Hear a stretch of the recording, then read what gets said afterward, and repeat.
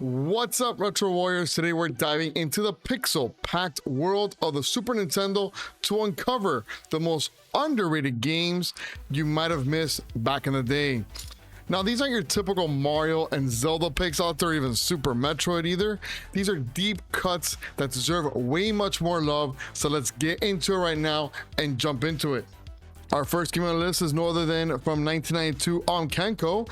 It's Phallix, a side-scrolling space shooter that's as intense as it is bizarre. You might remember it for its infamous box art, an old man with a banjo. Yeah, that happened.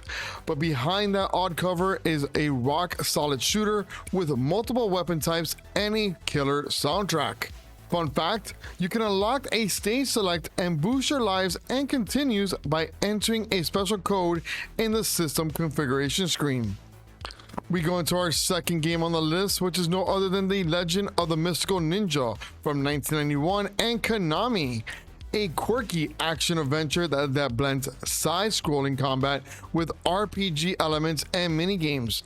You play as Gomon and Ibusamaru, traveling through the feudal Japan to rescue kidnapped princess.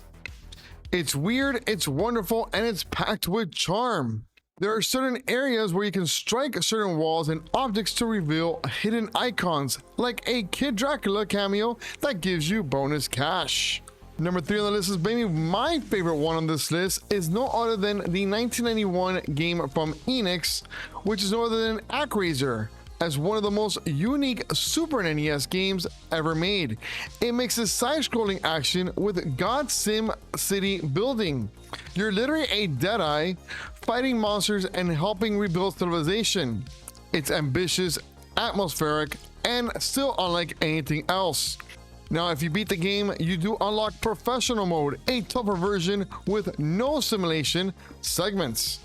Number 4 on my list, from Interplay in 1993, this one's a brain-bending puzzle platform where you control 3 Vikings, which are the lost Vikings out there, which is Eric, Balog, and Olaf, each with its unique abilities.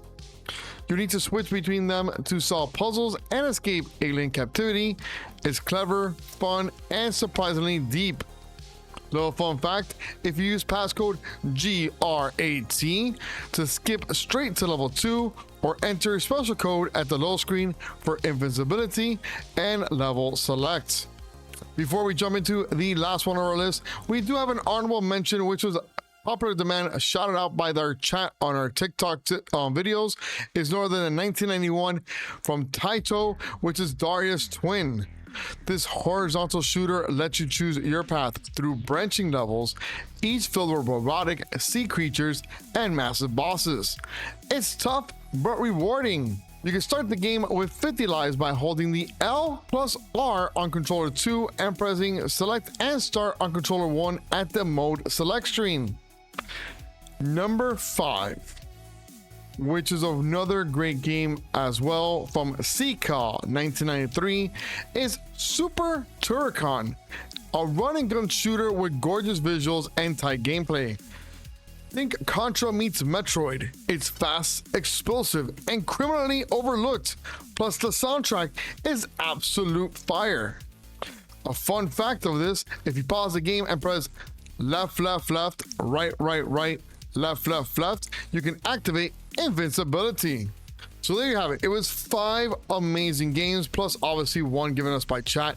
I remember all these games back in the day. Phallix, not really that much, because it is true. You see the box art with the banjo guy and you're like, going to Blockbuster, because we weren't able to buy all these games back in the day like we do now. So that was kind of like the weird way of trying to play these games, and we didn't have all those commercials also to show it to us. Legend of Mystical Ninja was a great game as well. I really love that one. And Arazzer was one of those type of games that, if you like SimCity and you like those side-scrolling games, you're really gonna like it. If you have not played it, I will still recommend you guys to play it. To this day, if I'm not mistaken, it is part of the Super Nintendo on the was it on the Nintendo Switch, so you guys could play it on there. Lost Vikings, where can you go wrong with that? It gives you a lot more stuff. This one, Blizzard was Blizzard and a lot better before they took over and kind of ruined everything, but amazing game as well. I hope you guys enjoyed all these fun facts as well that we gave you to it, and some codes as well. But there you have it, our 6 underrated Super NES games deserve a spot in your retro rotation. Which one are you all going to be dusting off first? Let me know in the comments below, and let me know if one of these games was not what you thought about and you thought about a different game.